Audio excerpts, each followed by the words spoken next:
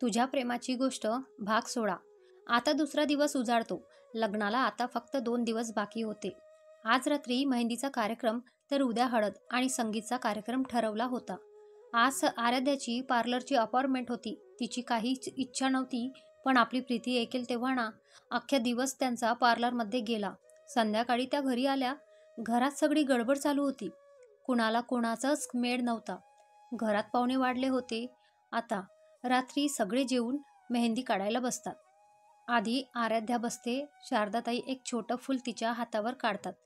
मग ती मेहंदी काढायला आलेली मुलगी तिच्या हातावर मेहंदी काढायला घेते. ती मुलगी बोलते, ताई, हातावर नाव काय लिहायचं? आराध्या शांतच बसते. तिला कळतच नाही कुठल्या हक्काने ती रुद्रचं नाव सांगणार होती. तिच्या हातावर रुद्रचं नाव लिहिल्याने त्याच्या मनात तिचं नाव कोरल्या जाणार होतं. आराध्या तिच्याच विचारात हरवते. मग शेवटी प्रीतीच बोलते. प्रीती बोलते, रुद्र नाव लिहा, पण असं नाव लिहा की आमची जिजूंची अर्धी रात्र त्यांचं नाव शोधण्यातच गेली पाहिजे. प्रीतीच्या बोलण्यावर सगळे हसायला लागतात. आराध्या प्रीतीकडे रागाने बघते. तशी ती शांत होते. आराध्यानंतर बाकी सगळे मेहंदी काढून घेतात. शारदाताई नाही नाही म्हणत असतात, पण सगळे जबरदस्तीत त्यांना मेहंदी काढायला लावतात. इकडे सगळ्यांची मेहंदी काढून झाल्यावर ममता त्या मुलीला फार्म हाऊसवर घेऊन जाते. तिथे ती रुद्रला मेहंदी काढायला बसवते. रुद्र बोलतो, ताई, मी काय मुलगी आहे का मेहंदी काढायला? ममता बोलली, मुलगी नाही, नवरदेव आहेस. आणि आता तर कॉम्पिटिशन होईल. रुद्र बोलला, कसली कॉम्पिटिशन? ममता बोलली, हेच की तुझी मेहंदी जास्त रंगते की आराध्याची? रुद्र बोलला, त्यात काय कॉम्पिटिशन? मग ममता बोलली, अरे, जर आराध्याची मेहंदी तुझ्या मेहंदीपेक्षा जास्त रंगली तर तुझं तिच्यावर जास्त प्रेम आहे, आणि जर तुझी मेहंदी जास्त रंगली तर तिचं तुझ्यावर जास्त प्रेम आहे.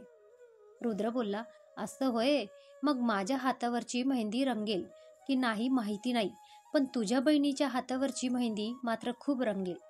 तेव्हा तिला कळेल की माझं प्रेम किती आहे तिच्यावर. ममता बोलली, बरं बरं, बघू उद्या. सकाळी सगळे लवकर उठतात. आज हळद जे असते, पाटील कुटुंब सकाळीच आलेले असतं वाड्यावर. प्रीती तर अजितशी बोलतच नसते. अजित आणखी तिला चिडवत असतो. तिच्या गाडीचा काच फोडला असतो त्याने. सगळे रुद्र आणि आराध्याच्या हातावरची मेहंदी बघत असतात. दोघांच्याही हातावरची मेहंदी रंगलेली असते. मयुरा बोलली, काय मेहंदी रंगली आहे दोघांचीही, एवढं प्रेम? सगळेच त्या दोघांना चिडवत असतात. आराध्या रुद्रच्या नजरेला नजर देणं टाळत असते, तर रुद्र तिला चोरून चोरून बघत असतो. आज रुद्रला आराध्याशी बोलायचं असते. उद्या त्यांचं लग्न जे असतं, इतके दिवस ज्या वेळेची ते वाट पाहत होता, ती वेळ आता आली होती. आज त्याला सगळंच क्लिअर करायचे होतं. त्याला तिच्याशी कधी बोलतो आणि कधी नाही असे झालं होतं, पण ती कुठे एकटी सापडतच नव्हती. तेवढ्यातच आराध्याच्या नावाचं पार्सल येते. आराध्या ते पार्सल उघडते आणि बघत असते. तोच ममता तिला आवाज देते. ममता बोलली, अगं, तू आज जा लवकर आणि तयारी करून ये. हळदीचा कार्यक्रम सुरू करायचा आहे ना. आराध्या आत निघून जाते. रुद्रला बोलायला हाच परफेक्ट चान्स वाटतो आणि तो पण तिच्या मागे जातो. आराध्या आत जाते आणि ते पार्सल उघडते. त्या पार्सलमध्ये काही फोटोज असतात. ती फोटो बघत असते. तोच मागून रुद्र तिला आवाज देतो. ती मागे वळून बघते तर तिच्या डोळ्यात पाणी असते. रुद्र बोलला, काय झालं आराध्या? ती तिच्या हातातले फोटोज बेडवर फेकते. सगळे फोटोज इकडे तिकडे पडतात. आराध्या बोलली, हे बघ, हे झालं आहे. रुद्र तर ते फोटोज बघून शॉक होऊन जातो. ते फोटोज रुद्र आणि लक्ष्मीचे असतात, त्या रात्रीचे. एका फोटोमध्ये मीनाक्षी रुद्रच्या मिठीत असते, तर एका फोटोमध्ये तो तिच्या गालावर हात फिरवत असतो. एका फोटोमध्ये ती त्याच्या मानेवर किस करत असते, तर एका फोटोमध्ये त्यांनी तिला उचललेलं असतं. एका फोटोमध्ये ती बेडवर, तर तो तिच्याकडे झुकलेला असतो. असेच बरेच फोटोज असतात. रुद्र तर काही मिनिटं स्तब्धच होऊन जातो. त्याला नेमकं काय झालं हे कळायला वेळ लागतो. तो एक नजर फोटोजकडे टाकतो आणि एक आराध्याकडे. तिच्या डोळ्यात आसू तर नजरेत अविश्वास, राग, तिरस्कार सगळंच असतं. रुद्र बोलला, Aradhya, I can explain. Aradhya बोलली, आता अजून काही राहिलं आहे का बोलायचं? रुद्र बोलला, कोणीतरी हे मुद्दाम करत आहे. हे फोटोज पण आपलं लग्न मुडाव म्हणूनच तुला पाठवले गेले आहे. आणि हे कोण करत आहे, का करत आहे मला माहिती आहे. आराध्या बोलली, कोण करत आहे, का करत आहे, मला यात काहीही एक रस नाही. मला फक्त एवढंच सांग, त्या रात्री हे असंच झालं होतं ना? ती फोटोजकडे बघत विचारते. रुद्र बोलला, आराध्या, अगं माझं ऐकून तर घे. आराध्या बोलली, हो की नाही? ती जवळजवळ त्याच्यावर ओरडतेच. रुद्र बोलला, हो, पण माझ्यावर विश्वास ठेव आराध्या. आराध्या बोलली, विश्वास? तुझ्याकडे बघून तर माझा विश्वास वरचाच विश्वास उडाला. रुद्र, का वागला असा माझ्याशी? मी किंवा आणखी कोणतीही कधी जबरदस्ती केली का तुला लग्नासाठी? अरे तुला तर नकारच दिला होता ना मी. सांगितलं होतं की नाही आहे मी तुझ्यासाठी योग्य. सावरून बसली होती माझ्या मनाला, पण तू प्रेमात पडलास माझ्या. खेळला तू माझ्या भावनांशी. काय मिळालं तुला माझ्याशी असं वागून रुद्र? मान्य आहे मी आहे जाडी, नाही आहे सुंदर, पण याचा अर्थ हा नाही की तू मला कसं फसवशील. आता नाही राहिला तुझ्यावर विश्वास. रुद्र बोलला, प्रत्येक नाट्यात दोन बाजू असतात आराध्या. तू फक्त एकच बघत आहे. विश्वास नाही तर लग्न तरी करत का आहेस ग? आराध्या बोलली, कारण लग्न फक्त तुझं माझं नाही होत आहे रुद्र. आपले घरचे पण जोडले गेले आहेत यात. तुझ्या बाबांची आणि शरद मामांची मैत्रीचा प्रश्न आहे म्हणून करत आहे लग्न. आता मात्र रुद्रही चिडला तिच्यावर. रुद्र बोलला, अच्छा, म्हणजे तडजोड करत आहेस तू. ते प्रेम तरी राहिलं की नाही ग? लग्न म्हणजे काय भातुकलीचा खेळ वाटला का ग तुला? विश्वास नाही, प्रेम नाही आणि लग्न करायला चालली. पण माझं आहे तुझ्यावर प्रेम. विश्वासघात नाही केला मी. तुला नाही ऐकून घ्यायचं ना माझं काही? ठीक आहे, पण नाही सांगत. लग्न करायचं ना तुला? सॉरी, लग्न कुठे, तडजोड. मला पण करायचं आहे आराध्या, पण तडजोड नाही. म्हणूनच बोलायला आलो होतो, पण सगळं व्यर्थ. चल, तुझी ही इच्छा पूर्ण करूया आपण लग्न. आता त्याच्या डोळ्यातही पाणी होतं. तो तसाच रागारागात बाहेर निघून गेला. शांताबाई आणि टिया तर त्याच्या अवतार बघून खूप खुश झाल्या होत्या. टिया बोलली, आई, यांचं भांडण झालं वाटते. शांताबाई बोलली, आता सगळं आपल्या मनासारखंच होते की नाही बघ. आत्ताच येईल आराध्या बाहेर आणि लग्नाला नकार देईल. त्या दोघीही आराध्या बाहेर यायची वाट बघत होत्या. घरात हळदीची तयारी चालू होती. सगळी बच्ची कंपनी तयार होऊन हळद खेळायला. प्रीतीने तर ठरवलं होतं की आज अजितला पूर्ण हळदीत रंगवायचं. एवढी हळद लावायची की उद्या लग्नात हा पिवळा पिवळा संत्रच दिसला पाहिजे. आराध्याने खूप विचार केला. नंतर तिने सगळे फोटोज गोळा केले आणि माचीची काडी लावून सगळेच्या सगळे फोटोज जाळून टाकले. आराध्या मनातच बोलते, फोटोज तर जाळले तू आराध्या, पण मनात छापले गेलेल्या चित्रांचं कसे पुसणार? डोळ्यातील आसू मनाची घालमेल तिथेच थांबवून ती तयारीला लागली. सगळे आराध्याची वाट बघत असतात. रुद्र तर केव्हाच तयार होऊन बाहेर आला होता. त्याने छान पिवळा कलरचा कुर्ता आणि व्हाईट कलरचा पैजामा घातला होता. थोड्याच वेळात आराध्या बाहेर आली. पिवळ्या कलरचा लाल स्लीवलेस ब्लाऊज, खांद्यावरून खाली पसरलेली ओढणी, कानात मोठे झुमके, डोक्यावर मोठी बिंदी, हातात भरलेला हिरवा चुडा. सुंदर दिसत होती ती. रुद्रची तर तिच्यावरून नजरच हटत नव्हती. तोच अजितने त्याला धक्का देऊन भानावर आणलं. तिला इतकं नटून थटून बाहेर आलेला पाहून शांताबाई आणि टिया चकित झाल्या. टिया बोलली, असं कसं झालं आई? तू तर म्हणत होती की आराध्या लग्नाला नकार देईल, पण इथे तर आता तिला हळद लागणार आहे.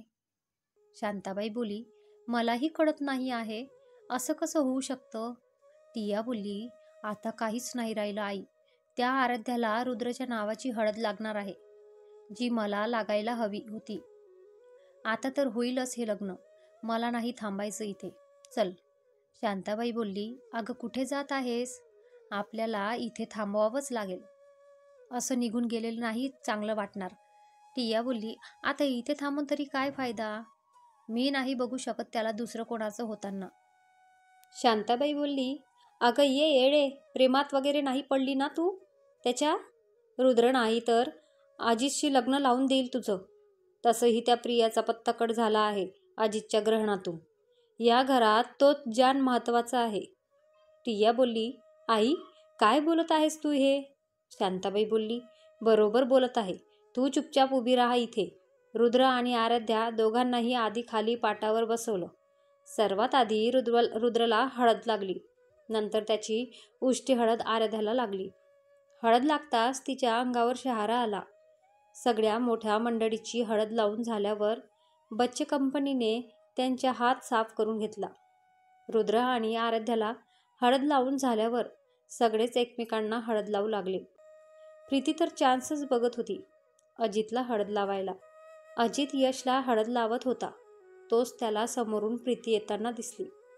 तिचा तो पिवळा लेहंगा, हळदीने माखलेला हात, ते उघड पोट आणि उफ त्यावरची ती गोल बेंबी. ती पडत पडत त्याच्याजवळ येत होती. अजितची तर नजरच हटत नव्हती तिच्या पोटावरून. कसं तरी त्याने आपल्या मनाला कंट्रोल केलं आणि त्याची नजर फिरवली. प्रीती धापा ताकत त्याच्याजवळ आली. प्रीती बोलली, तू माझ्या गाडीचा काच फोडला ना, आज तू गेला बेटा. ती त्याला फसफस हळद लावते आणि जीभ दाखवून तिथून पडून जाते. अजित तर करंट लागल्यासारखा एका जागी उभा होता. यश बोलला, अजित दादा, अरे तुला इतकी हळद लावून पडून पण गेली ती, आणि तू का ठोम्यासारखा उभा आहेस? तिला लावायची ना पुन्हा हळद. यश बोलतो तसा अजित भानावर आला. तेव्हा त्याला कळलं की खरंच प्रीती त्याला खूप मोठी हळद लावून गेली. त्याने त्याच्या गालाला हात लावला आणि गालातल्या गालात हसतच केसांमधून हात फिरवला. शेवटी यशने मोठा पाईप बाहेर काढला. पाणी चालू केलं. सगळ्या जणांनी मस्त मजा घेत पाण्यात धुमाकूळ घालत हळदीचा कार्यक्रम संपवला. संगीत फंक्शनसाठी यशने सगळी व्यवस्थित तयारी केली होती. मस्तपैकी स्टेज सजवला होता. सगळेजण छान तयार होऊन बसलेले होते. आराध्या आणि रुद्र समोरच सोफ्यावर बसलेले होते. यश बोलला, हाय गाईस, मी यश. आपल्या सगळ्यांचं संगीत फंक्शनमध्ये मनापासून स्वागत करतो. आधी आपल्यासमोर धमाकेदार परफॉर्मन्स घेऊन येत आहे मयुराताई आणि जिजू. त्यांचा डान्स बघून सगळेच उभे राहून टाळ्या वाजवायला लागले. यश बोलतो, वाव, दॅट्स ए परफॉर्मन्स. आता आपल्यासमोर अशीच एक भारी जोडी येत आहे. ममता आणि मयंक पोज घेऊन उभे राहतात आणि गाणं लागतं. यश बोलला, अरे आता तर कुठे माहोल बनला. तर आता आपल्यासमोर येत आहेत महिला मंडळ. जोरदार ताड्यांनी स्वागत करा शारदा आत्या आणि शालिनी काकूंचं. त्यांना सोबत करायला येत आहे ममताताई आणि मयुराताई. यश बोलला, तर आता आपल्यासमोर येत आहे आमची ढोली, सॉरी हेली, नाही सॉरी प्रीतीताई. तसे सगळे हसायला लागतात आणि प्रीती यशकडे रागाने बघते. ती पोज घेऊन उभी राहते आणि गाणं लागतं. जसं गाणं लागतं तसा अजित चकित होऊन उभाच राहतो. प्रीती डान्सच असा करत असते की सगळे खाली उभे राहून नाचत असतात. अजितला चिडवत असतात.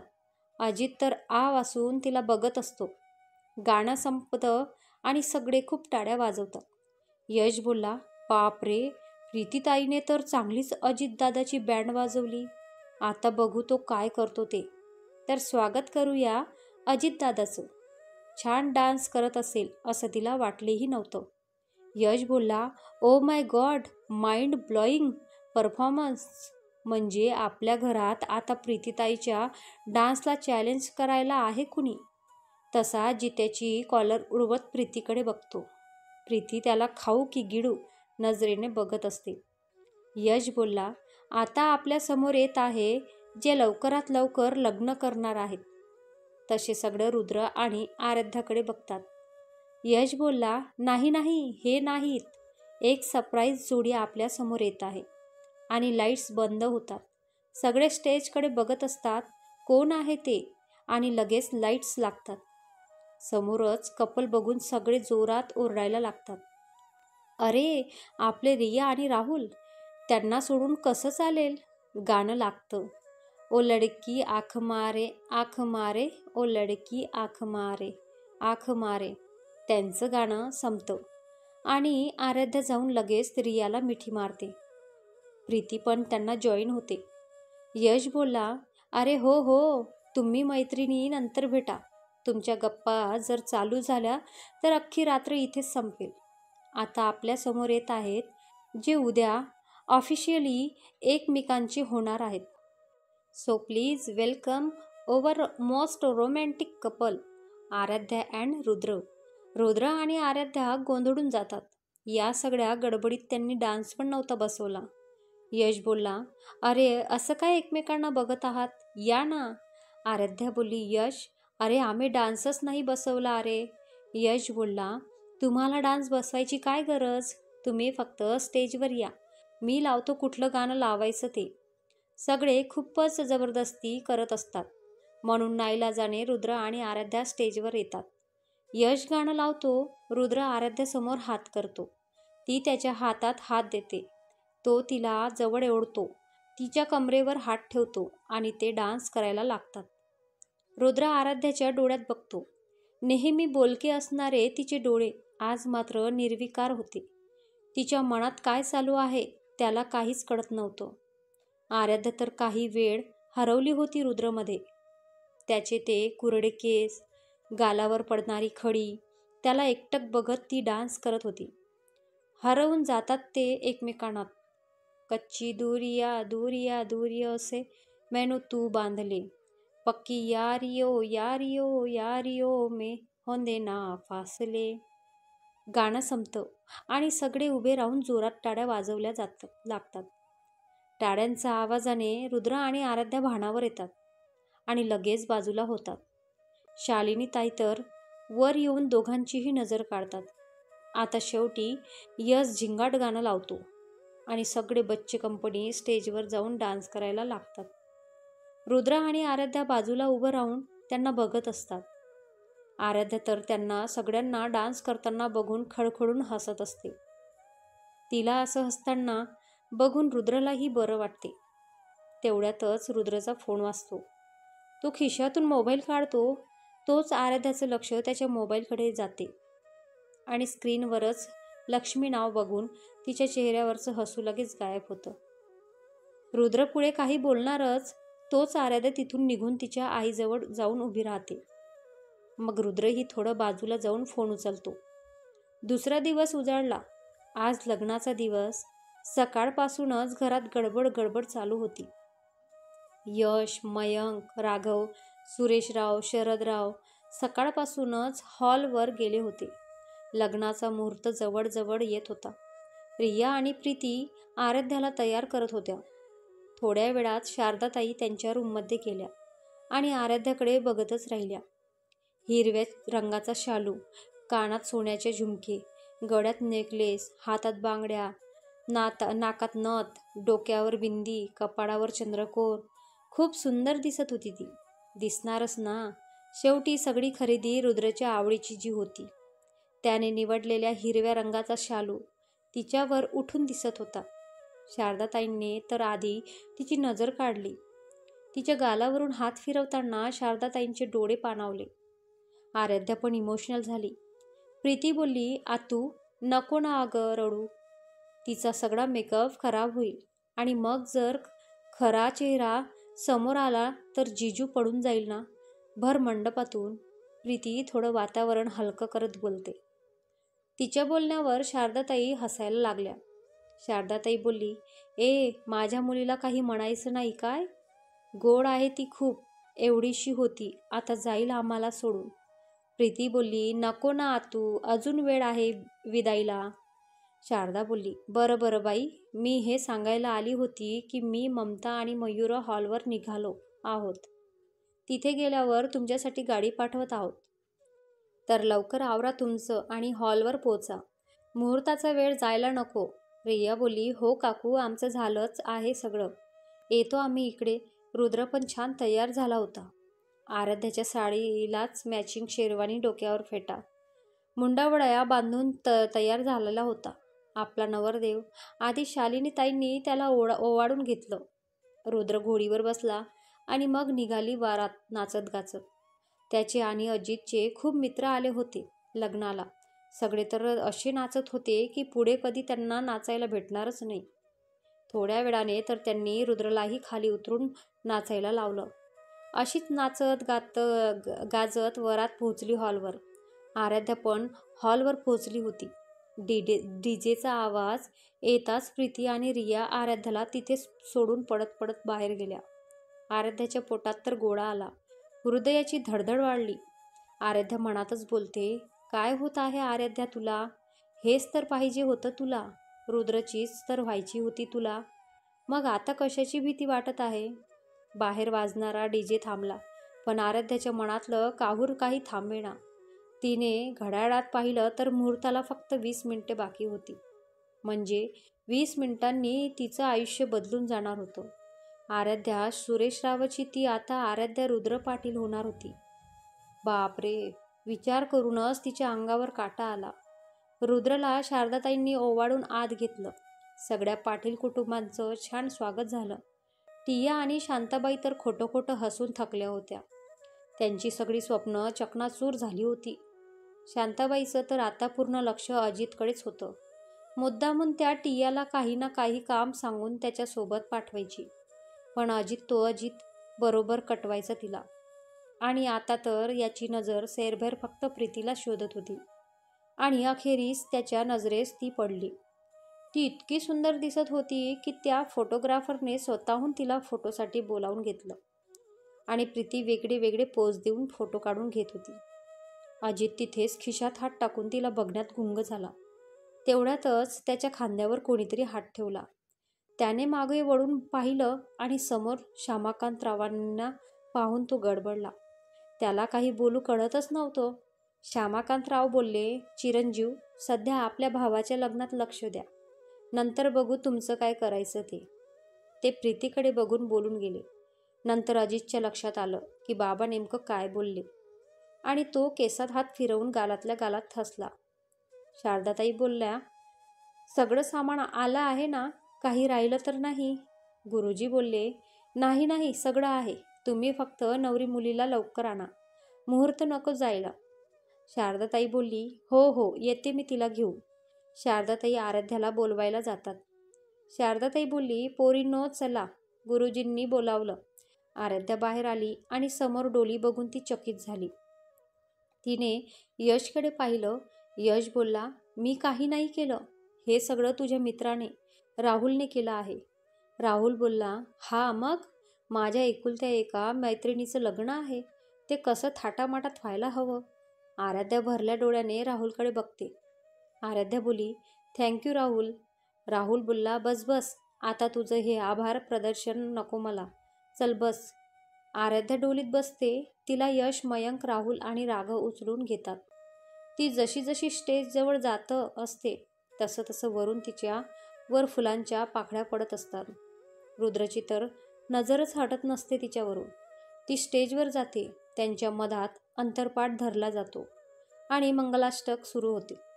प्रत्येक सावधान नंतर त्यांच्यावर अक्षदा पडत असतात आणि त्याचसोबत आराध्या रुद्रची होत असते. शारदाताई तुळशीला पाणी घालत असतात, पण त्यावेळी त्यांना त्यांच्या डोळ्यातील पाणी मात्र आवरता आलं नाही. लग्न लागत बाहेर फटाके फुटायला लागतात. अंतरपाठ दूर होतो आणि रुद्र आणि आराध्याची नजर एक होते. रुद्र तिच्याकडे बघून हलकेच हसतो आणि ती मात्र त्याच्याकडे बघतच राहते. त्याची ती किल्लर स्माईल, गालावर खडी, नवरदेवाच्या रूपात एकदम भारी दिसत होता तो. प्रीती लगेच येऊन आराध्याला मिठी मारते. तशी ती भानावर येते. प्रीती बोलली, congratulation both of you. I am so happy for you. Rudra बोलला, थँक्यू सालीसाहेबा. सगळ्यांसोबत खूप सारे फोटोज काढून झाल्यावर सप्तपदीची तयारी होते. आराध्या आणि रुद्र चेंज करून येतात. आराध्या छान नऊवारी घालून येते. खूप सुंदर दिसत होती नऊवारीमध्ये. साडी पण ती खूप सुंदर दिसत होती. रुद्रचा तर विश्वासच नव्हता बसत. ज्या क्षणाची आपण इतके दिवस वाट पाहत होतो जे नेहमी स्वप्नात बघत होतो ते आज घडते. त्याचं प्रेम आज त्याची अर्धांगिनी झाली होती. सप्तपदीचा एक एक फेरा घेताना तो स्वतःलाच एका एका वचनात बांधत होता. रुद्र मनातच बोलतो, मला माहिती आहे आराध्या, आपलं लग्न कुठल्या परिस्थितीत होत आहे. माझ्यामुळे खूप त्रास झाला आहे तुला, पण आता नाही. आता सगळं व्यवस्थित करणार आहे मी. तुझा विश्वास, तुझं प्रेम सगळंच परत मिळणार आहेत मी. रुद्राच्या हातात हात देऊन अग्नीभोवती फिरताना तिने कुठचाही पुढचा मागचा विचार न करता स्वतःचं आयुष्य त्याच्या नावावर करून टाकलं होतं. कन्यादान करताना सुरेशराव, शारदा दोघांचेही डोळे पाणावले होते. खूप प्रयत्न करूनही आराध्या तिच्या डोळ्यातले आसू नाही थांबू शकली. रुद्रने तिच्या गळ्यात मंगळसूत्र घातलं आणि झाले दोघं एकमेकांचे 7 जन्माचे साथी. आराध्या ते मंगळसूत्र हातात घेऊन बघू लागली. काय माहिती तिच्या पुढच्या आयुष्यात काय लिहून ठेवलेलं होतं. सप्तपदी झाल्यावर आराध्या आणि रुद्रने सगळ्या मोठ्यांचे आशीर्वाद घेतले. घरचे सगळेच जेवायचे थांबले होते. आराध्या आणि रुद्रसोबत सगळेच जेवायला बसले. ममता बोलली, हो, पण आधी तुम्ही एकमेकांना खाऊ घालायचं. शालिनी बोलली, त्याआधी आराध्या एक छानसा उखाणा घे बरं. आता मात्र आराध्या गोंधळली. तिला ममताने काही उखाणे लिहून दिले होते, पण ते पाठ करायचे तर दूरच तिने ते साधे वाचलेही नव्हते. आता वेळेवर काहीतरी जुळवाजुळव करावी लागणार आणि तेही जमले नाही तर फजिती होणार. तिची अवस्था पाहून रुद्रच बोलला, आई, राहू दे ना, कशाला उखाणा वगैरे. शालिनी बोलली, नाही नाही, उखाणा तर घ्यावंच लागेल. आता मात्र आराध्याजवळ कुठलाच पर्याय नव्हता. कसं तरी काहीतरी मनात तयार करून ती बोलली. आराध्या बोलली, अग्नीभोवती फिरताना झाले मी सर्वस्वी. रुद्ररावांची पहिलाच घास भरवताना वचन देते जन्मोजन्मीच्या साथीची. तिने उखाणा घेतला आणि सगळ्यांनी टाळ्या वाजल्या. ती रिया बोलली, चल रुद्र, आता तुझी बारी. रुद्र बोलला, अरे मी नाही, मुली उखाणा घेत असतात. प्रीती बोलली, असं काही नाही हा जीजू, तुला उखाणा घ्यावंच लागेल. रुद्र बोलला, बरं बरं, एका तर मग. हो नाही म्हणता म्हणता लग्न जुळले एकदाचे. आराध्यामुळे मिळाले मला सौख्य आयुष्यभराचे. प्रीती बोलली, क्या बात है जीजू, वेल डन. यश बोलला, चला आता जेवायचं का, भूक खूप लागली आहे. प्रीती बोलली, खादाड बोक्या, खा आता. सगळे छान फोटो काढत हसत खेळत जेवत असतात आणि आता वेळ येते विदाईची. सुरेशराव, शारदा, ममता आणि मयंक काही दिवस साताऱ्यालाच थांबणार होते. आराध्यासोबत करवली म्हणून तिच्या घरी प्रीती जाणार होती. प्रीती तिचं आणि आराध्याचं दोघींचंही सामान चेक करत होती. सगळं व्यवस्थित घेतलं आहे की नाही हे बघत होती. आराध्या चेंज करून साधी पैठणी घालून येते. प्रीती बोलली, काय ग, आवरलं ना तुझं, चल मग निघायचं आहे ना. आराध्या तिच्याकडे भरल्या नजरेने बघते आणि मग दोघीही मिठी मारून रडू लागतात. थोड्या वेळाने प्रीतीचं सावरते आणि दूर होते. प्रीती बोलली, मी का रडत आहे, मी तर तुझ्यासोबतच येणार आहे ना, आणि तसंही आपण सगळेच मुंबईतच असणार आहोत. शी बाई, मग कशाला रडली मी, उगाच माझे आसू वाया गेले. तुझ्यासोबत राहून राहून ना माझी पण रडूबाई झाली आहे नुसती. तिच्या बोलण्यावर आराध्या खुदकन हसते आणि मग प्रीतीला जरा बरं वाटते. त्या दोघीही बाहेर येतात. शालिनी बोलली, रुद्र आणि आराध्या सगळ्यांचे आशीर्वाद घेऊन घ्या. आधी ते शालिनीताई आणि श्यामाकांत रावांच्या पाया पडतात आणि मग नंतर सुरेशराव आणि शारदाताईकडे जातात. आराध्या सुरेशरावांच्या पाया पडते आणि त्यांना बिलगून रडू लागते. आता मात्र सगळ्यांच्याच डोळ्यात पाणी येतं. शारदाताई तर नुसतं तोंडाला पदर लावून रडत होत्या. कसं असतं ना मुलींचं आयुष्य, जिला इतके वर्ष वागवायचं, लहानाचं मोठं करायचं आणि असं एका क्षणात परकहिट करून टाकायचं. आणि अखेर निरोपाची वेळ आली. जड मनाने सगळ्यांनी आराध्याला निरोप दिला आणि आराध्याच्या आयुष्यातील एका पर्वाची सांगता झाली आणि नवीन जोडी निघाली मुंबईच्या दिशेने. झालं बाबा, एकदाच लग्न. मला माहिती आहे तुम्ही सगळे रागवत असणार माझ्यावर की मी त्यांच्यातील गैरसमज दूर न करताच लग्न लावून दिलं. पण खरंच सांगू का, तुमचा हा राग खूप आवडतो मला आणि हो, लवकरच त्यांचा गैरसमज दूर करणार. आशा करते तुम्हाला आजचा हा भाग नक्की आवडत असेल. तर कमेंटमध्ये कळवायला विसरू नका. धन्यवाद.